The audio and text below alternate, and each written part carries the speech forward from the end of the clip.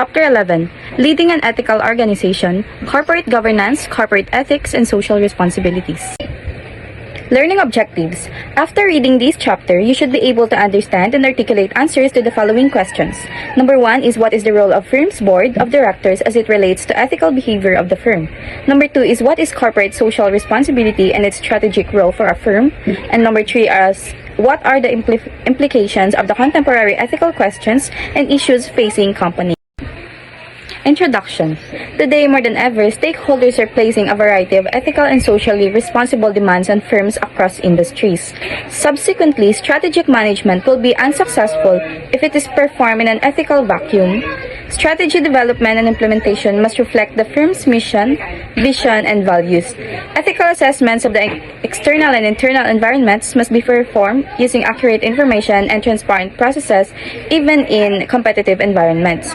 When firms attempt to gain a competitive advantage, many companies engage in legitimate and accepted competitive tactics, but sometimes firms cross the line and enter unethical and perhaps illegal space in their quest. The potential cause of unethical corporate business practice is borne by the perpetrator if they are caught.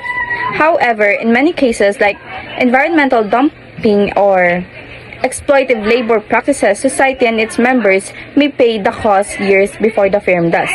Minimally, business level, corporate level, and international strategy development should always occur within acceptable practices in the industry and in light of the firm's own code of ethics and compliance.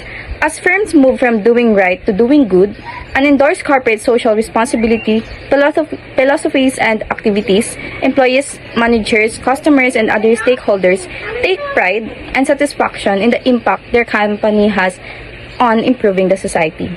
Further, as contemporary societal expectations have shifted, firms have witnessed new opportunities to turn corporate values and ethical decision-making into a competitive advantage within their marketplace. Tom's Shoes, doing business with soul.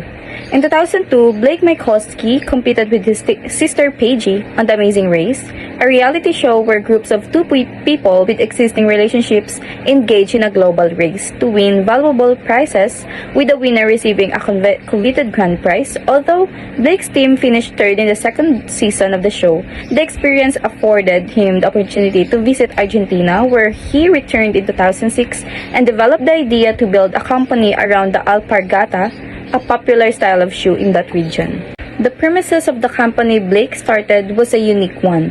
For every shoe sold, a pair will be given to someone in need. This simple business model was the basis for Tom's Shoes, which has now given away more than 1 million pair of shoes in need in more than 20 countries worldwide. The rise of Tom's Shoes has inspired other companies that have adopted the buy one give one philosophy. For example, the Good Little Company donates a meal for every package purchase. This business model has also been successfully applied to selling and donating other items such as glasses and books. The social initiatives that drive Tom's Shoes stand in stark contrast to the criticisms that plague Nike Corporation, where claims of human rights violations, ranging from the use of sweatshops and child labor to lack of compliance with minimum wage laws, were rampant in the 1990s, McCall 1998, while Nike struggled to win back confidence in buyers that were concerned with their business practices.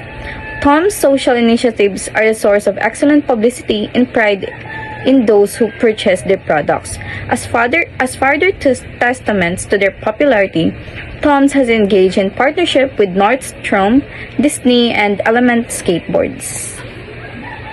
Although the idea of social entrepreneurship at the birth of the firms such as Tom's Shoes are relatively new, a push toward social initiatives has been the source of debate for executives for decades.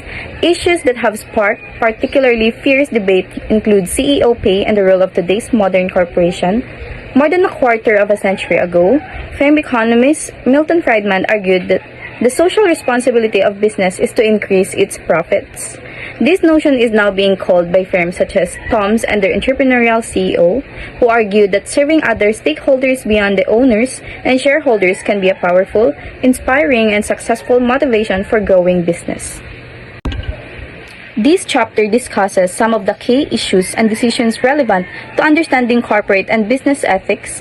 These issues include how to govern large corporations in an effective and ethical manner, what behaviors are considered best practices in regard to corporate social performance, and how different generational perspectives and biases may hold a powerful influence on important decisions. Understanding these issues may provide knowledge that encourage effective organizational leadership like that of Tom's Shoes and discourage the criticisms of many firms associated with the corporate scandals of the late 1990s and early 2000s. 11.2 Doing Well by Doing Good. Corporate scandals and Sarbanes-Oxley Act. Celebrity scandals often create buzz and actually make celebrities richer, but scandals in the business world often lead to the forfeiture of millions of dollars as well as prison sentences. We illustrate some notable corporate scandals below. Table 11.1 Corporate Scandals. Notable corporate scandals. Ponzi schemes are named after Charles Ponzi, who in the 1920s paid returns to the investors using money from new investors rather than firm profits. Inevitably, this kind of scheme fall apart because it becomes impossible to attract enough new investors to pay existing ones. Enron executives used accounting loopholes to create shell companies to hide billions in debt from failed deals and projects. Although these smug executives thought they were always the smartest guys in the room, the loss of $11 billion in stock value and the prison time served by many of them proves otherwise. Corruption was a family affair at Adelphia Communications Corporation, which was named after the Greek word for brothers.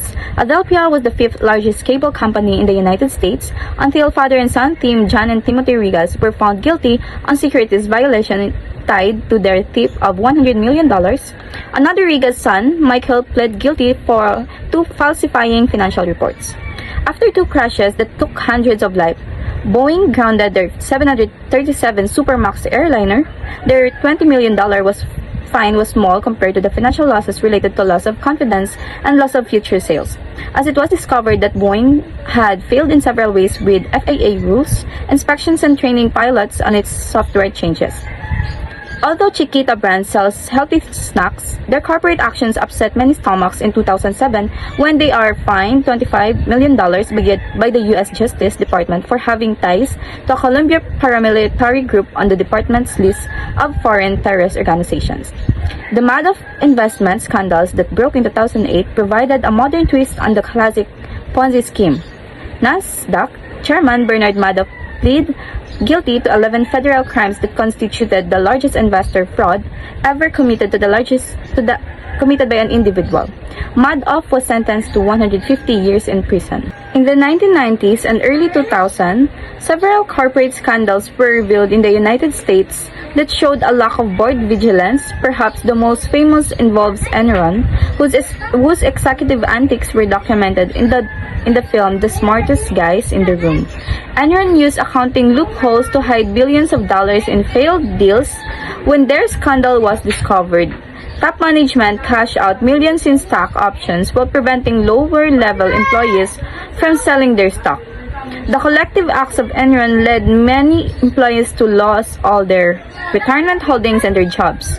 Stockholders lost $74 billion, and many Enron execs were sentenced to prison. This scandal also caused the dissolution of Enron's outside accounting firm, Arthur Andersen, one of the 5 largest accounting firms in the world at that time. Around the same time as Enron, other corporate scandals created colossal damage. WorldCom, a telecommunication firm, inflated its assets.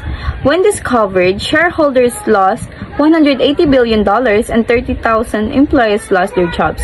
Another famous one is Tyco, where the CEO and CFO stole $150 million and inflated the company revenues by $500 million.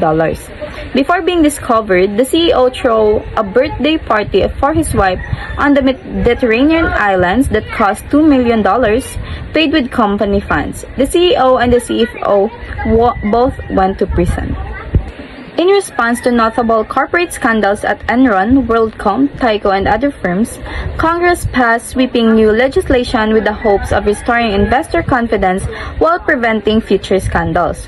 which is the table 11.1. Signed into by law President George W. Bush in 2002, the Sarbanes-Oxley Act contained 11 aspects that represented some of the most far-reaching reforms since the presidency of Franklin Roosevelt.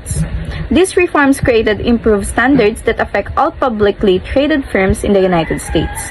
The key elements of each aspect of the Act are summarized as follows.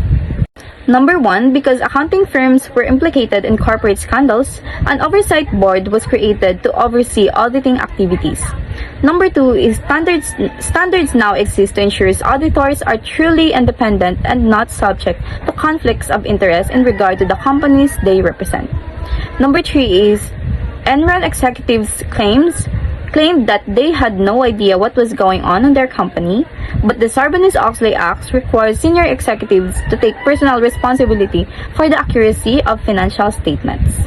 Number 4, enhanced reporting is now required to create more transparency in regards to a firm's financial condition. Number 5, securities analysts must disclose potential conflicts of interest. Number 6, to prevent CEOs from claiming tax fraud in its presence at their firms, CEOs must personally sign the firm's tax return. Number 7, the Securities and Exchange Commission (SEC) now has expanded authority to censor or bar securities analysts from acting as brokers, advisors, or dealers. Number 8, reports from the Comptroller General are required to monitor any consultations among public accounting firms. The role of credit agencies in securities market operations, securities violations, and informants action. Number 9, criminal penalties now exist for altering or destroying financial records. Number 10, significant criminal penalties now exist for white-collar crimes. And number 11, the SEC can freeze unusual large transactions if fraud is suspected. The changes that encouraged the creation of the Sarbanes-Oxley Act were so sweeping that comedian Jon Stewart quipped, "Did Wall Street have any rules for this? Can you just shoot a guy for looking at you wrong?" Despite the considerable merits of the Sarbanes-Oxley Act, no legislation can provide a cure-all for corporate scandals. As evidence, the scandals by Bernard Madoff that broke in 2008 represented the largest investors' fraud ever committed by an individual. But in contrast to some previous scandals that resulted in relatively minor punishments for their perpetrators, Madoff was sentenced to 150 years in prison. In the early 2000s, highly publicized fraud at Enron, WorldCom, Tyco, and other firms revealed significant issues including conflicts of interest by auditors and securities analysts, boardroom failures, and inadequate funding of the Securities and Exchange Commission.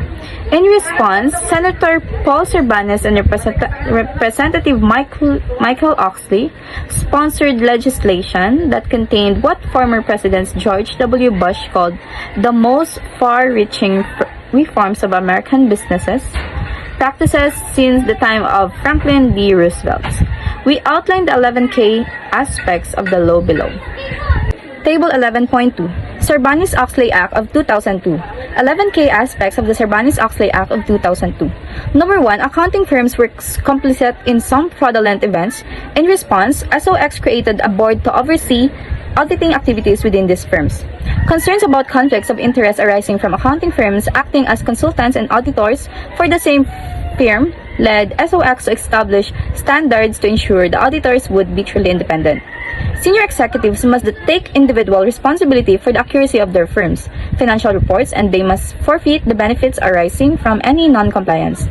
To create more transparency, SOX enhances reporting standards for off-balance sheets transactions and requires timely reporting of material changes in a firm's financial condition. Securities analysts must disclose any conflicts of interest involving a firm. The CEO is required to sign his/her firm's tax return. This may prevent CEOs from claiming that they did not know tax fraud was occurring within their firms. The restore investors' confidence in securities analysts, SOX, expand the SEC's authority to censure or bar them from acting as a broker, advisor, or dealer. The Comptroller General and the SEC are now required to carefully monitor any consolidation among public accounting firms, the role of credit agencies in securities market operations, securities violations, and informants action. To preserve potentially incriminating documents, SOX creates criminal penalties for altering or destroying financial records. In the past, white-collar crimes often receive a proverbial slap on the wrist. SOX significantly increased the penalties associated with white-collar crimes and conspiracies. In response to past fraud and record tampering, the SEC can temporarily freeze transactions deemed unusually large. Did the Sarbanes-Oxley Act help reduce corporate scandals? Maybe, but unfortunately, they have continued. Some more notable ones are HealthSouth 2003, Freddie Mac 2004, American Insurance Group 2005, Lehman Brothers 2008, Bernie Madoff 2008. Accounting and financial misdeeds are not the only type of corporate scandals that still plague the corporate environment. Sadly, more recent scandals involve Volkswagen's, Uber, Apple, Facebook, Boeing, and various pharmaceutical companies that unethically push sales of opioid medications, increasing the opioid epidemic. As noted, not all the corporate scandals are financial in nature, but typically are driven by greed and provide financial benefits for individuals or companies. Ethics and CSR as corporate strategy.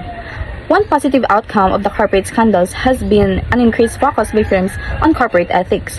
Many companies now have an ethics and compliance officer and a detailed ethics and compliance code. For example, Walmart's Global Ethics and Compliance Program is provided online for the public and has numerous pages.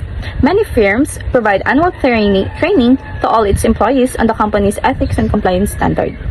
Here's the table of contents for Facebook Code of Conduct. Although this is a typical approach to a code of conduct, it doesn't mean a company is necessarily perceived as ethical. This is particularly true lately as Facebook contends with pressure to change its commitments to free speech with accusations of promoting hate speech. Table 11.3, Table of Contents for Facebook Code of Conduct. Number 1, introduction. Number 2 is conflicts of interest. Number 3, harassment. Number 4, communications. Number 5, public disclosures. Number 6, financial integrity and responsibility. Number 7, confidential information. Number 8, protection of user data and personal data. Number 9, protection and use of Facebook assets. Number 10, compliance with laws. Number 11, reporting violation. Number 12, policy prohibiting retaliation. Number 13, training. Number 14, amendments and waivers. Another form of regulation designed to prevent corporate misbehavior are whistleblower laws and policies. Many firms intentionally encourage employees to report on any suspected misconduct by the firm, its managers, or employees. A whistleblower hotline is often provided where suspected violations can be reported anonymously. Anti-retaliation policies encourage employees to come forward to report misconduct without fear of retaliation or losing their job. Although these measures are helpful, unfortunately, fraud and misconduct still occur. In response to persistent rule-breaking by corporate actors, corporate social responsibility or CSR emerged in the 1970s to assert that a social contract exists between business and society. At its base in the assumption that businesses thrive when the society relies on thrives, and therefore firms have a duty to provide more than profit back to its environment. It is a business model that attempts to give back to the members of the community or society that help the firm succeed through the purchasing of its product or services. The goal of CSR is to enhance the success of business by enhancing the society in which the organization operates. It can take the form of philanthropy or donating funds to causes it believes are important to its stakeholders. Some forms of CSR include corporate volunteerism, such as asking money employees to volunteer to build a habitat for humanity house on a Saturday. Improving environmental sustainability is one of the most recognized recent forms of CSR. Many firms adopt the triple bottom line approach to guide their CSR philosophy. In the triple bottom line, the company focuses on the 3 Ps, which is the profit, planet, and people. CSR is discussed in more detail later in this chapter. Corporate governance. The major roles of boards of directors here fired is a commonly used phrase most closely associated with Donald Trump as he dismissed candidates on his reality show, The Apprentice. But who would have the power to utter these words to today's CEOs? whose paychecks are on par with many of the top celebrities and athletes in the world. This honor belongs to the board of directors, a group of individuals that oversees the activities of an organization or corporation. Potentially, firing or hiring a CEO is one of many roles played by the board of directors in their charge to provide effective corporate governance for the firm. An effective board plays many roles, ranging from the approval of financial objectives, advising on strategic issues, making the firm aware of relevant laws, and representing stakeholders who have an interest in the long-term performance of the firm. Effective boards may help bring prestige and important resources to the organization. For example, General Electric's board often has included the CEOs of other firms as well as former senators and prestigious academics. Blake Mycoskie of Tom's Shoes was touted as an ideal candidate for an all-star board of directors because of his ability to fulfill his company's mission to show how together we can create a better tomorrow by taking compassionate action today. One of the key stakeholders of a corporation is generally agreed to be shareholders of the company's stock. Most large publicly traded firms in the United States are made up of thousands of shareholders. While 5% ownership in many ventures may seem modest, this amount is considerable in publicly traded companies, where such ownership is generally limited to other companies, and ownership in this amount could result in representation on the board of directors. The possibility of conflicts of interest is considerable in public corporations. A conflict of interest exists when a person could receive personal benefit from decisions they make in their official capacity. For example, if a firm's purchasing agent's husband owns an office supply company that could sell products to the firm, the purchasing agent has a conflict of interest. On the one hand, CEOs favor large salaries and job stability, and these desires are often accompanied by a tendency to make decisions that would benefit the firm and their salaries in the short term at the expense of decisions considered over a longer time horizon. In contrast, shareholders prefer decisions that will grow the value of their stock in the long term. This separation of interest creates an agency problem wherein the interests of the individuals that manage the company, agents such as the CEO, may not align with the interest of the owners, such as stockholders. The composition of the board is critical because the dynamics of the board play an important part in resolving the agency problem. However, who exactly should be on the board is an issue that has been subject to fierce debate. CEOs often favor the use of board insiders who often have intimate knowledge of the firm's business affairs.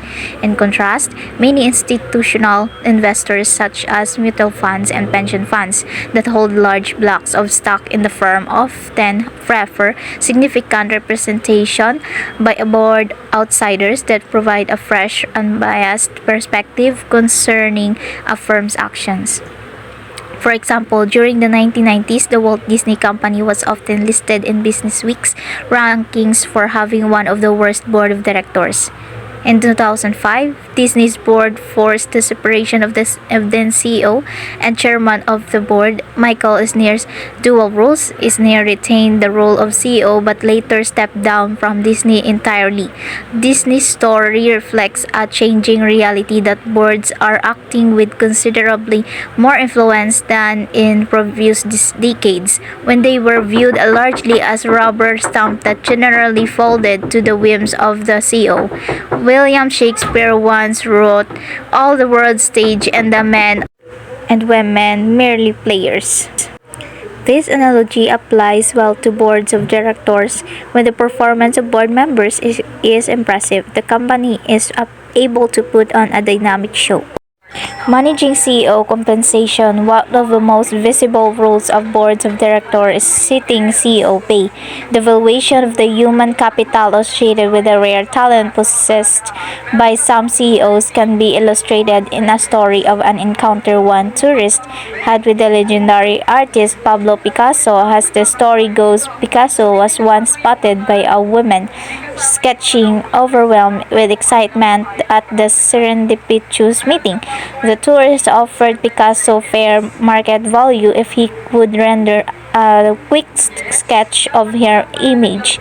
After completing his commission, she was shocked when he asked for 5,000 francs, responding, "But it only took you a few minutes." And the third, Picasso retorted, "No, it took me all my life." This story illustrates the complexity associated with managing CEO compensation. On the one hand, large corporations must pay competitive wages for the scarce talent that is needed to manage billion-dollar corporations. In addition, like celebrities and sports stars, CEO pay is much more than a function of a day's work for a day's pay. CEO compensation is a market-driven function of the competitive wages that other corporations would offer for a potential CEO's services. Within market firms, the average CEO is paid over 200 times what the typical worker makes, one of the highest ratios in the world. Many CEOs also receive perks that the average employee could only dream possible. Such perks are trouble to the extent that they reflect the board's lack of vigilance in monitoring CEO spending. In most publicly traded firms, CEO compensation generally includes guaranteed salary, cash bonus, and stock options. But perks provide another valuable source of CEO compensation.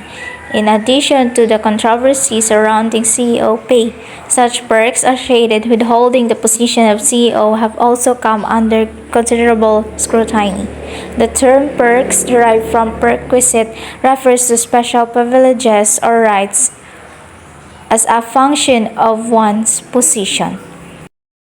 CEO perks have ranged in magnitude from the sweet benefit of ice cream for life given to former Ben and Jerry's CEO Robert Holland, to much more extreme benefits that raise the ears of investors while outraging employees. One such perk was provided to John Tain, who, as former head of NYSE Euronext, received more than $1 million to renovate his office. While such perks may provide powerful incentives to stay with a company, they may result in considerable negative press and serve only to motivate vigilant investors wary of the value of such investments to shop elsewhere. As noted earlier in this chapter, sometimes CEOs get involved in corporate scandals, seeking their own self-interest instead of the best interest of the company. But this problem can be much more subtle than creating a scandal and not limited to CEOs.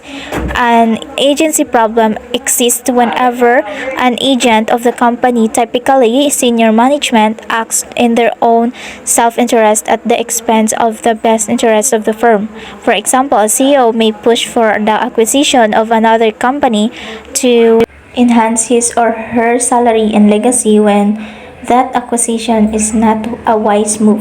They may decide to expand into Spain instead of the United Kingdom because they prefer to travel to sunny Spain with its great food instead of the rainy United Kingdom.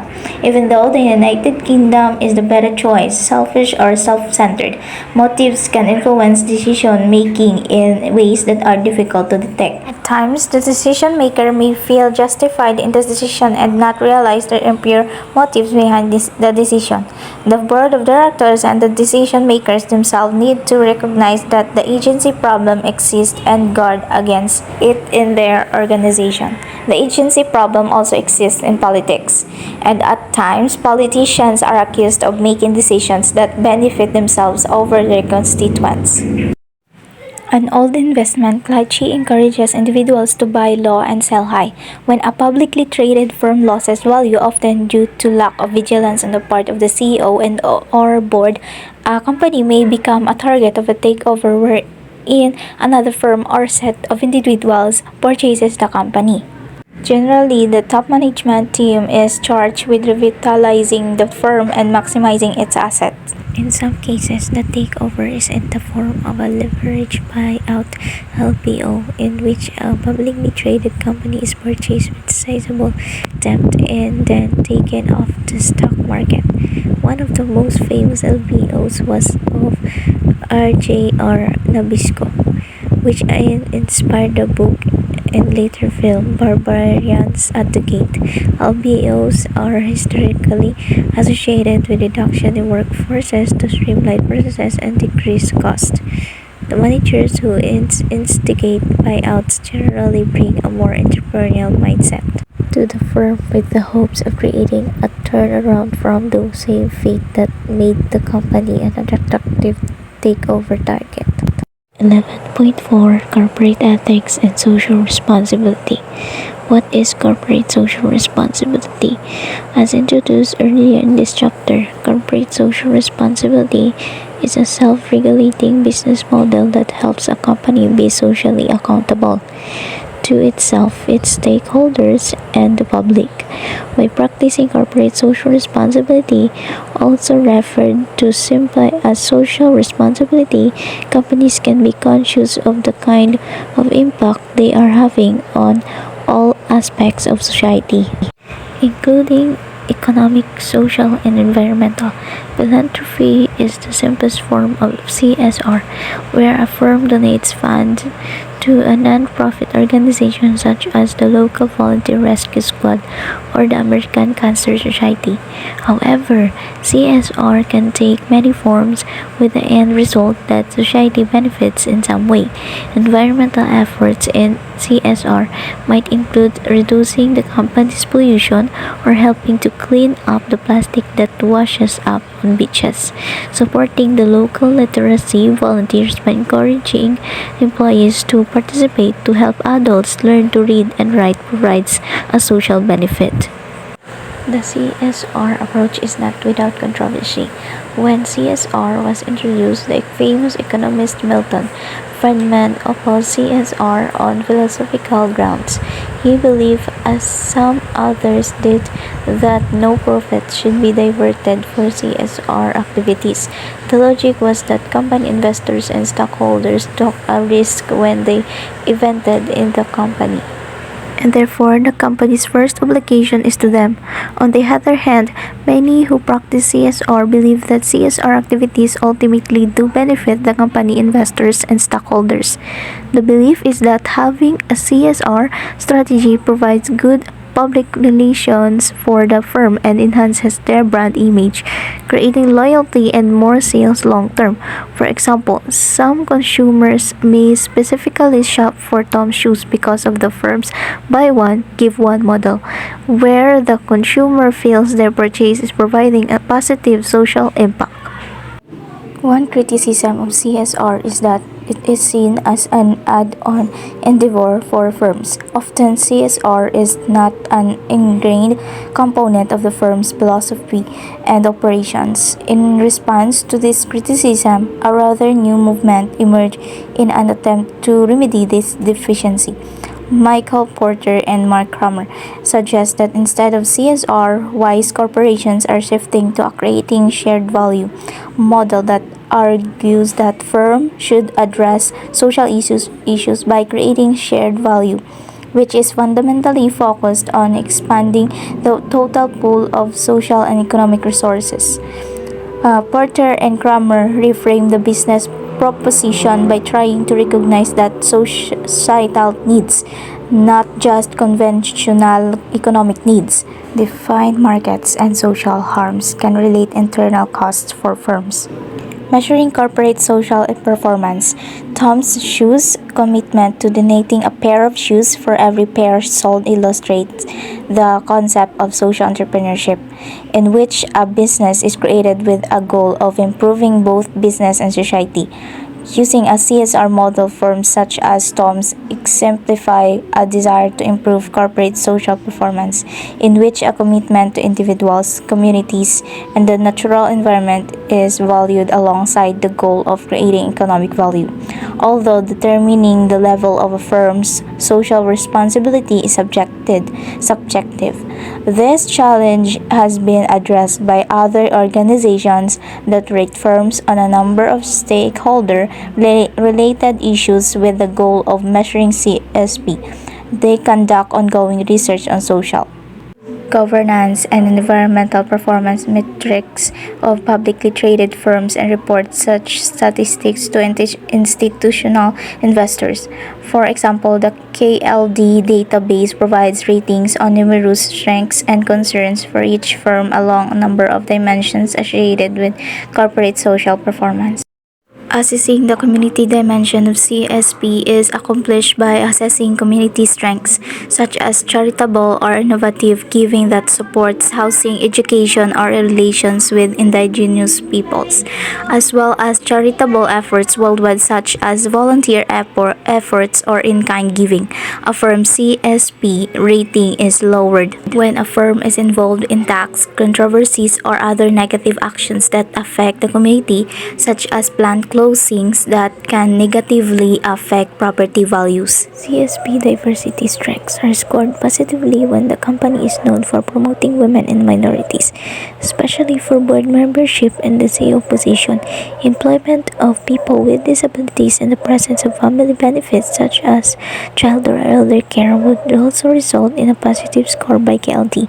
Diversity concerns include fines or civil penalties in conjunction with an affirmative action or other diversity-related controversy. Lack of representation by women in top management positions, suggesting that a glass ceiling is present at a company, would also negatively impact scoring on this dimension. The employee relations dimension of CSP gauges potential strengths such as notable union relations, profit sharing, and employee stock option plans, favorable retirement benefits, and positive health and safety programs noted by the U.S. Occupational Health and Safety Administration. And now we will talk about the contemporary questions of corporate ethics. The subject of corporate ethics is an ever-evolving theme. Sometimes companies and the individuals in those companies cross the line and commit acts that are unethical, immoral, or illegal. Society has attempted to erect barriers to prevent these activities from happening by passing laws and regulations, expecting a strict code of ethics and conduct, and providing measures of a firm's social contribution. Depending on which parties in power in Washington, laws and regulations are relaxed because they are bad for business or they are strengthened to protect the people. Unfortunately, whatever the legal climate, violation of society's standards and expectations continue to occur, and it is critical to recognize that laws represent the minimum ethical standard tolerated by a society. First, committed to ethical business practices must start by recognizing that just because an action is legal, it does not mean it is ethical. Strategists understand the importance of this distinction because it will be the organization's stakeholders and not the legal system that will decide if the firm is satisfactorily ethical. For example, the 2020 boycott by advertiser of Facebook was a reaction to Facebook's failure to take a more active position on hate speech, but Facebook decisions did not break any laws.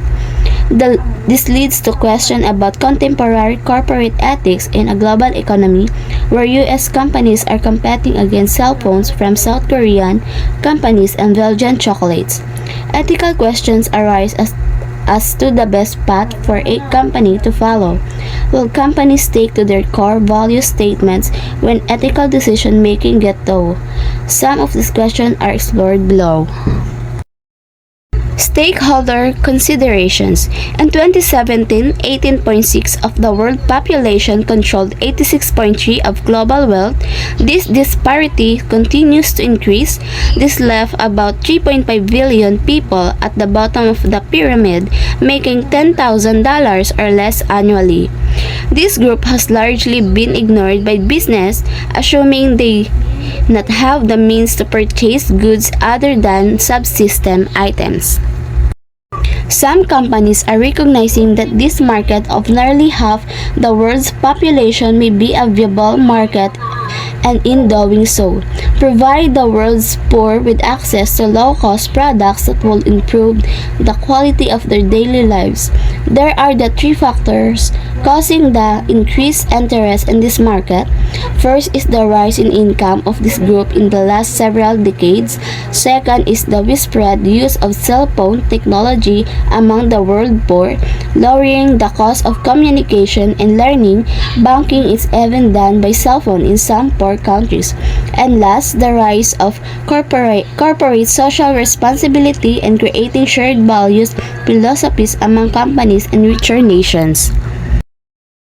Companies entering this market have used the strategy of low price, low margin, high volumes in attempt to gain profitability, but this strategy required appropriately 30% market penetration to be successful. Procter & Gamble launched its PUR water purification powder on a large scale with this strategy but failed, not achieving sufficient penetration and volumes. DuPont attempted the same strategy selling protein powder packets to fortify food but failed for the same reason.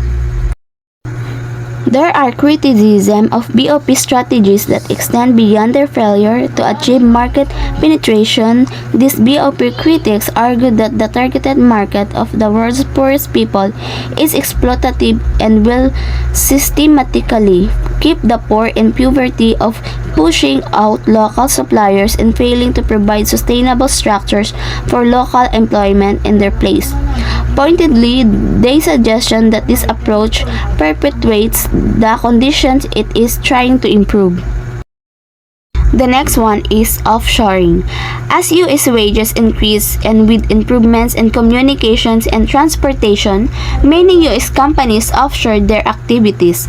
Often manufacturing operations were closed down in the United States and performed in a country where their labor costs were much cheaper. The ethical question is offshoring ethical? Justification can be made on both sides of the issue. U.S. companies compete in a global marketplace, and the dominant argument has been that if they had to pay U.S. wages, they could not compete internationally.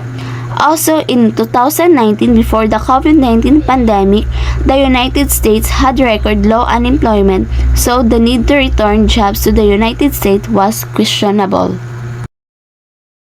Conversely, the loss of good jobs and the resulting blight of closed facilities and communities across the country are just not worth the advantage of offshoring, in the opinion of some. As of 2018, efforts are being made by the federal government to encourage manufacturers to return to the United States, which include imposing additional tariff on some goods made abroad. One outcome of the COVID-19 pandemic was the realization that the United States depends on foreign countries for many essential products such as pharmaceuticals and face masks. This dependency, especially on China, a political adversary, gave more merit to the argument of reducing offshoring manufacturing labor. Offshoring is a complicated strategic question, and without considering the full context of the question facing the firm within its external environment, a strategist could easily make a short-sighted decision. Next is environment, climate change, and sustainability. Another debate involving multiple worldwide stakeholders relates to environmental sustainability and global warming. As in offshoring, there are opposing forces that tip the scale one way or the other. On one side is the health of the economy and business environment. The opposing side is the health of planet and its inhabitants, for example, the people, animals, and plant life. As environmental forces gain traction and laws and regulation are implemented by governments, some believe this hurt the economy, businesses, and employment. On the flip side, as regulations are loosened, others believe it contributes to increased pollution, poorer human health, and global warming with all its implications for drought. rising sea levels, and loss of animals and plant species. These arguments have been going on since the early 1970s with the passage of the Clean Air Act and Clean Water Act by Congress. Some take the position that the dichotomy of opposing forces does not have to exist. That movements toward clean renewable energy sources of reducing pollution are overall good for the business environment, stimulating innovation, efficiency, and job creation. Even though it may cost manufacturers millions of dollars to retrofit their plants to reduce pollution, this cost can be made up and the overall impact is positive. The pendulum swings back and forth on the issue, often depending on who is in power in Washington. European countries have taken the lead in sustainability with significant conversion to wind power for electricity generations. Others, including China, India, and emerging economies, lag behind. The next is global economy inequality. In 1990, approximately 36% of the world population live in extreme poverty. The World Bank defines extreme poverty as living on less than $1.9 per day. Fortunately, this rate has been consistently declining about 1 percentage point annually, and in 2025, the percentage of people worldwide living in extreme poverty was 10%. Approximately 68 million people are no longer considered in extreme poverty, the World Bank 2018. China is a prime example of poor people moving to cities to take manufacturing jobs, with the result of millions elevating into the middle class. It is important to understand that even though there has been significant improvements in the number of people worldwide living in extreme poverty, less than 1.90 per day, nearly half of the world's population still lives in poverty. Approximately 46% as of 2015 live on less than $5.50 per day, and 25% live on less than $3.20 per day. Progress has been made. There is still a long way to go. Since 2015, the rate of decrease in extreme poverty has slowed. The world goal of reaching 3% living in extreme poverty by 2030 is doubtful. The World Bank 2020. Several more recent factors slow the decline even more. In 2018 to 2019, the United States implemented tariffs on many products being imported into the country.